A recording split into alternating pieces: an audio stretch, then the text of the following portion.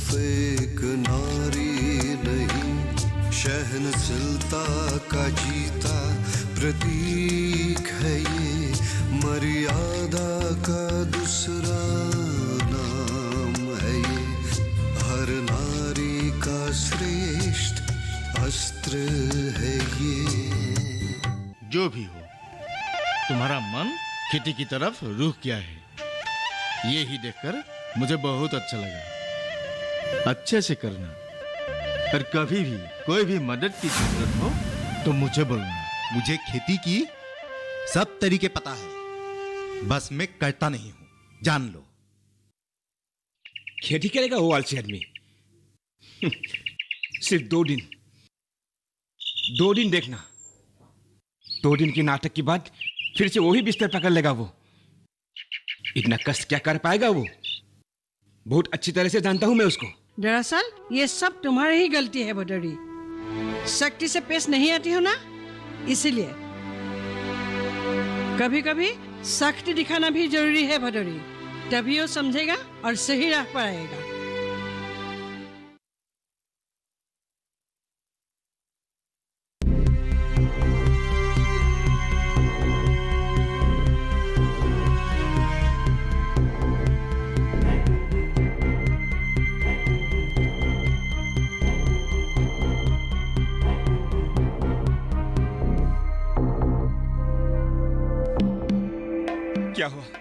क्या हुआ दीदी को? भाभी हॉस्पिटल में दाखिल है, डॉक्टर की निगरानी में है। दरअसल हुआ क्या था ये बताओ। मतलब शिशुराम भैया और भाभी के बीच में एक भयंकर झगड़ा हुआ था। क्या झगड़ा? हाँ। फिर क्या हुआ? झगड़े में आपा खो पे था शिशुराम भैया, और भाभी की तरफ एक हासिया दे मारा। और क्या? भाभी पूरी तरह से जख्मी हो गई।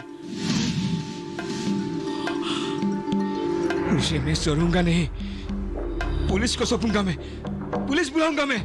वरुण, गुस्से में ऐसी सिद्धांत नहीं लेनी चाहिए, थोड़ा धीरज रखो बेटा। तो फिर सिद्धांत कैसे ले? उसे प्यार करके, खाना खिला के? हाँ, उसके लिए मेरी दीदी मौत से लड़ रही है और तुम कहते हो कि मैं चुपचाप बैठे रहूं?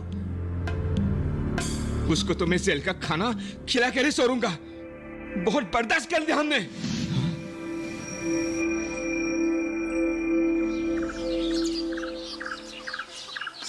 हाँ ताई, कहो। अच्छा, भदौरी का कोई खबर? हाँ, मैं अब वहीं से आ रही हूँ। कैसी है वो? अचानक बेचारी के साथ क्या हो गया? आज कुछ ठीक है। क्या वो तुम लोगों के साथ बातचीत क्या है? उसके पास किसी को जाना मना है, शायद कल तक हम उससे बात कर पाएंगे। भगवान उसकी भला करे। कितनी अच्छी बीवी है वो। शिशुराम को भाग्य केवल वो मिली थी,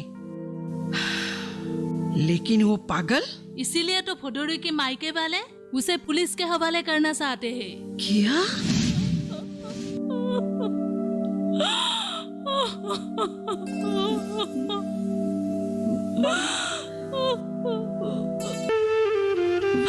वो कहाँ है?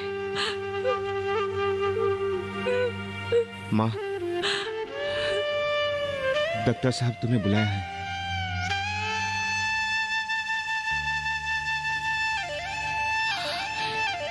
क्या बात है? डॉक्टर ने मुझे क्यों बुला भेजा है? मुझे नहीं पता, आओ तुम, तभी पता चलेगा। ठीक है, मैं आती हूँ। हाँ, चलो आओ।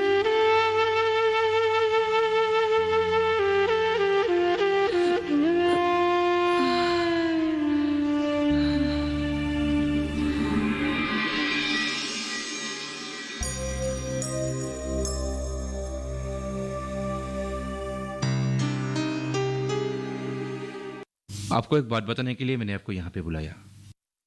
असल में ये घरेलू हिंसा का केस है, इसलिए इतनी देर में आपको ये बात बता नहीं पाया। कुछ चिंता की बात तो नहीं है ना? नहीं, अब डरिए मत। बात दरअसल ये है कि फुडोरी अभी माँ बनने वाली है।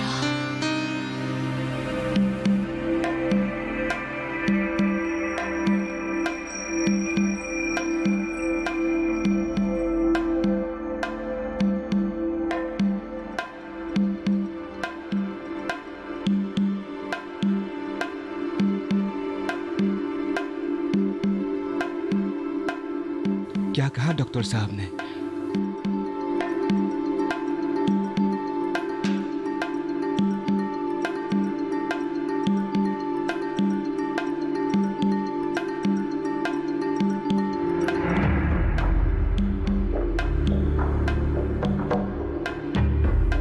कुछ बोलो भी।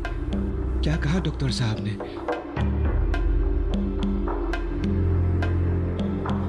क्या कहो,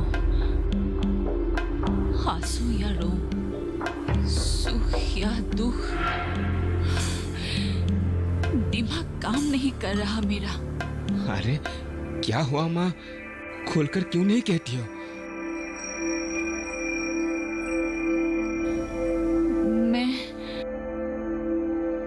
मैं नानी बनने जा रही हूँ। क्या?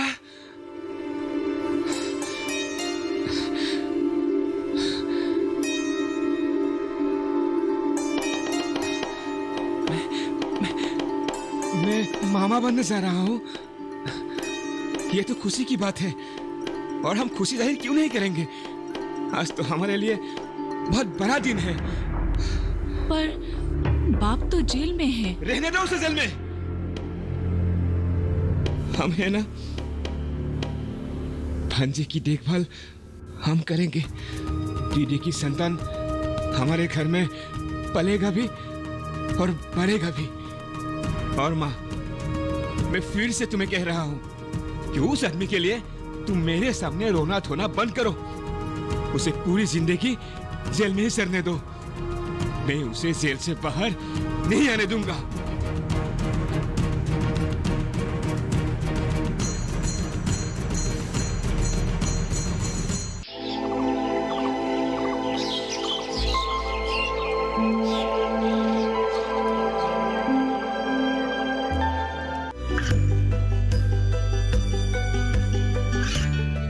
गांवों और पिछड़े क्षेत्रों में सरकारी योजनाओं की जानकारी पहुंचा।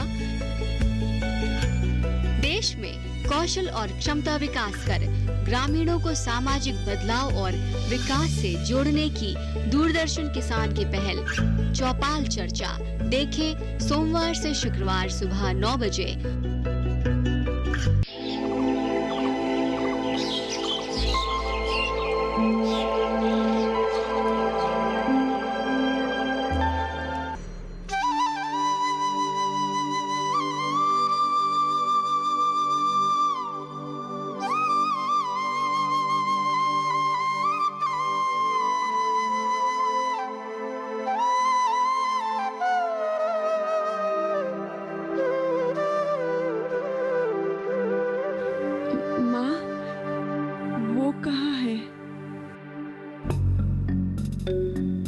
कई दिनों से उन्हें देखी ही नहीं मैंने।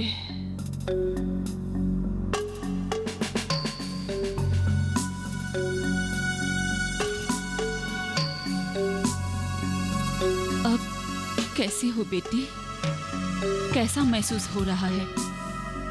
चिंता ना कर, हम जल्दी ही घर वापस जाएंगे। तुम्हें हम अपने साथ हमारे घर ले जाएंगे दीदी। तुम्हारी दादी माँ बहुत चिंतित है, तुम्हें देखना चाहती है। वो दिन रात मंदिर नाम घर जाकर तुम्हारे लिए पूजा करती है। माँ, मेरा आदमी कहाँ है?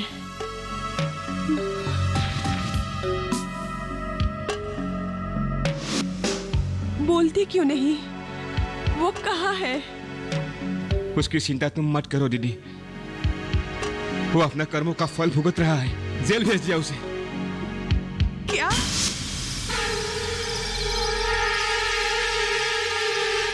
ये क्यों किया तुम लोगों ने?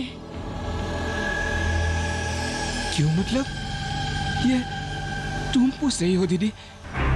जो तुम्हारे साथ इतनी घिनौनी हरकत की है, उसके लिए तुम क्यों रो रही हो? हाँ, ये सच है कि हमारे बीच झगड़ा हुआ था, लेकिन उन्होंने मेरे साथ मारपीट नहीं किया था। मैं तो खुद फिसलकर गिर पड़ी थी और वहां जमीन पर रखे हंसिया से चोट आ गया। तुम उसे बचाने की कोशिश कर रही हो जो तुम्हारी जान लेना चाहते थे। वरुण, तू थोड़ा बाहर जा। देख रही हो ना माँ, अब ये क्या कह रही है? इतना कुछ हो गया फिर भी। मैं कहती हूँ तू बाहर जा।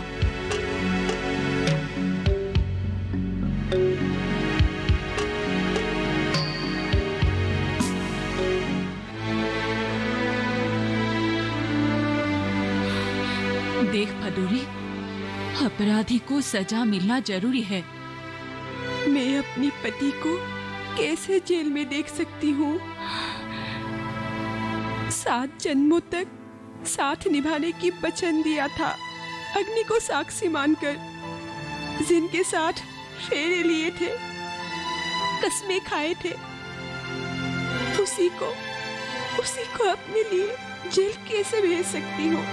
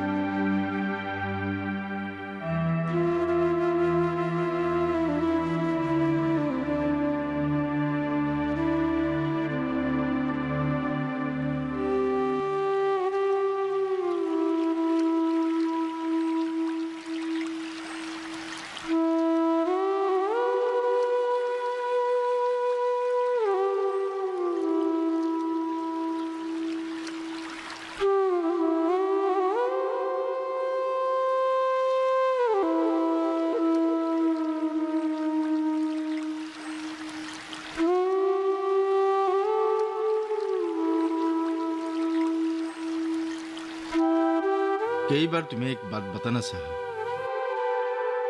पर तुम खराब पाओगे ये सोचकर आज तक तुम्हें बताया नहीं, पर आज तुम्हें बता ही देता हूं। दरअसल तुम बहुत भाग्यवान हो जो तुम्हें भदोरी जैसी जीवन साथी मिली। तुम उसके साथ क्या क्या व्यवहार करते हो ये सब जानते हैं। बंद करो ये सब, अपनी भाग्य को ऐसे लात मत मारो। अब तो तुम मान ही लो कि वो सचमुच देवी है, नहीं तो आज के दिन में ऐसी औरत कहां मिलेगी जो इतने सब झेलने के बावजूद भी तुम्हारे खिलाफ एक शब्द नहीं बोले, उल्टा तुम्हें जेल से बाहर निकल लाई। मुझे गलत मत समझना, लेकिन तुम बहुत अहंकारी आदमी हो। इस अहंकार को छोड़ो, तब तुम्हारी आंखों से अधर्म का पर्दा हमेशा के लिए खुल जाएगा और तुम तुम्हारी पत्नी की गुनों को समझने लगोगे।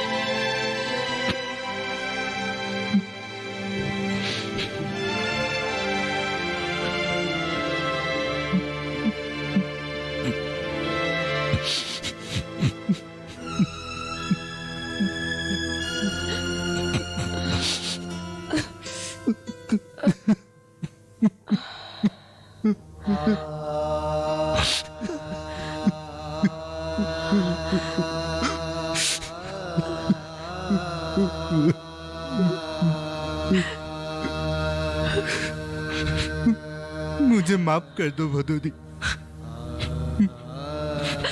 मैंने तुम्हें बहुत कष्ट दिया। तुम्हारी इस हाल के लिए मैं ही दोषी हूँ। मुझे हो सके तो माफ कर दो।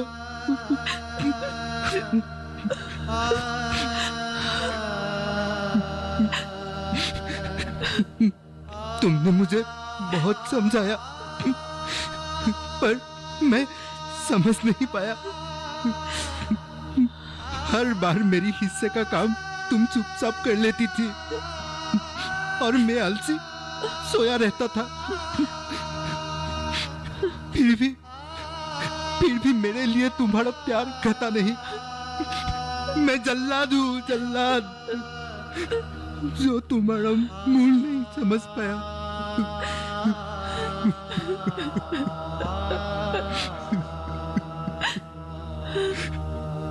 मैं तुम्हारे साथ हमेशा गुस्सा और अभिमान से पेश आया।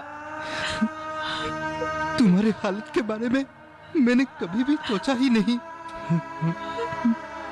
हो सके तो मुझे माफ कर दो भदोरी।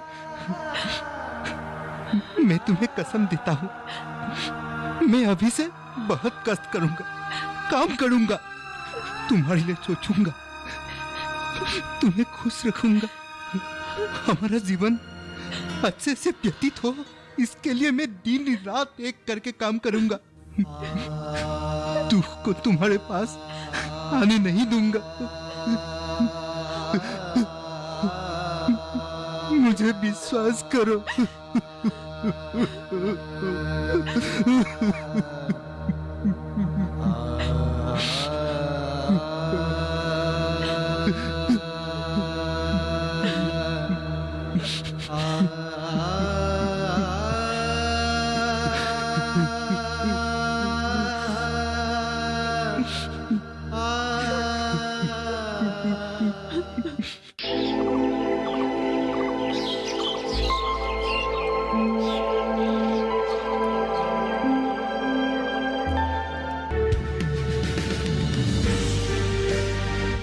साल से लगातार कृषि दर्शन है आपके साथ। खेती की नई तकनीकों से लेकर किसानों की हर समस्या का हल, जारी है कृषि दर्शन का ये सफर। किसान चैनल के साथ सोमवार से शुक्रवार शाम 5:30 पर।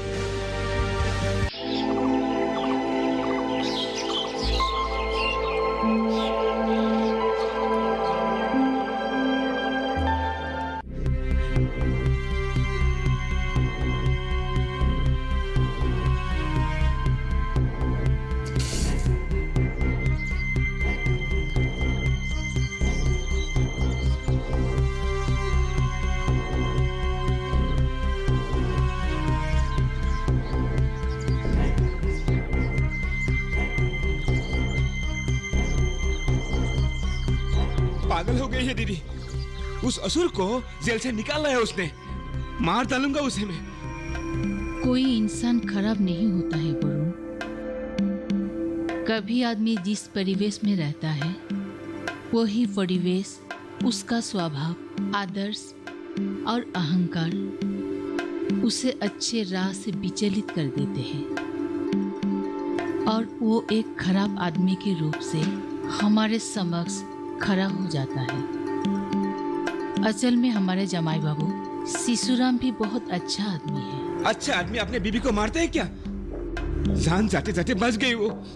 इस बात के लिए हम भी दुखी हैं, पर इसका मतलब ये तो नहीं कि हम उसे दोबारा मौका भी ना दें। तुम लोगों को समझाकर कोई फायदा नहीं। ये सारा हुआ विचार लेकर जहाँ हो वही रहो बस।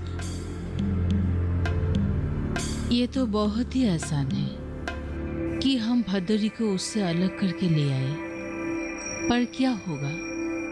एक संसार तहस नहस हो जाएगा। भदोरी की जिंदगी भी अनिश्चित हो जाएगा। एक मौका देकर देखो। तुम लोगों को जो अच्छा लगे वही करो। वैसे भी मेरी बात कहाँ सुनते हो तुम लोग?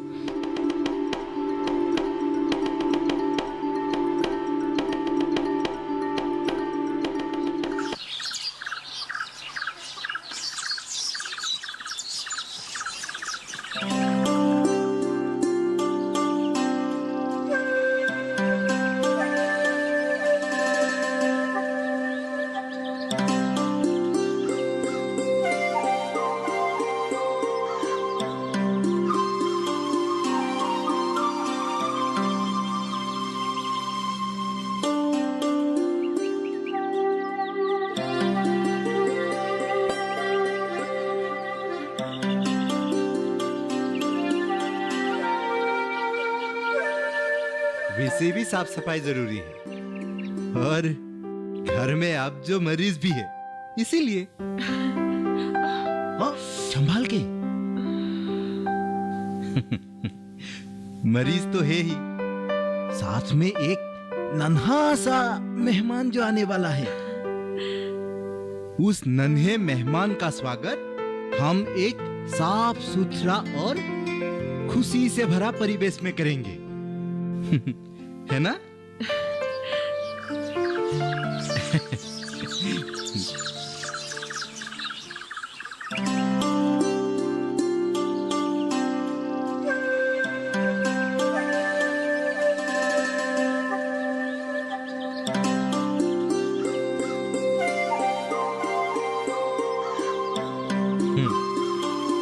आज के लिए सफाई खत्म। चलो भदरी, बहुत धूप सेक लिया तुमने, अब अंदर चलो। मैं भी साबुन से हाथ मुंह धोकर आता हूँ।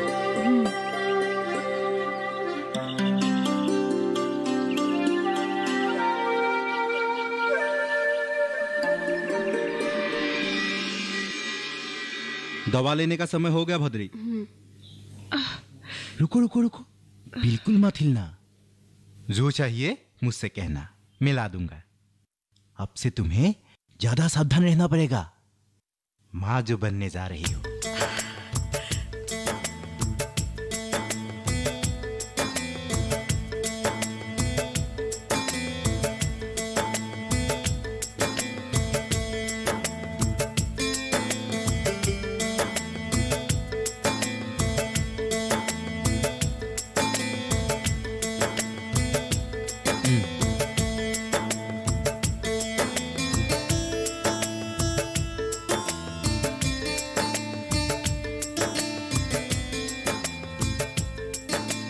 थोड़ी देर में तुम्हें खाना भी खाना पड़ेगा। इस दवा के आधे घंटे के बाद डॉक्टर ने खाना खाने की हिदायत दी है। तुम आराम करना, मैं जाकर खाना बना कर लाऊंगा। और एक बात, ये लकड़ी वाला चूल्हा तो रहेगा ही, साथ में एक कोयले का चूल्हा का भी प्रबंध करूंगा।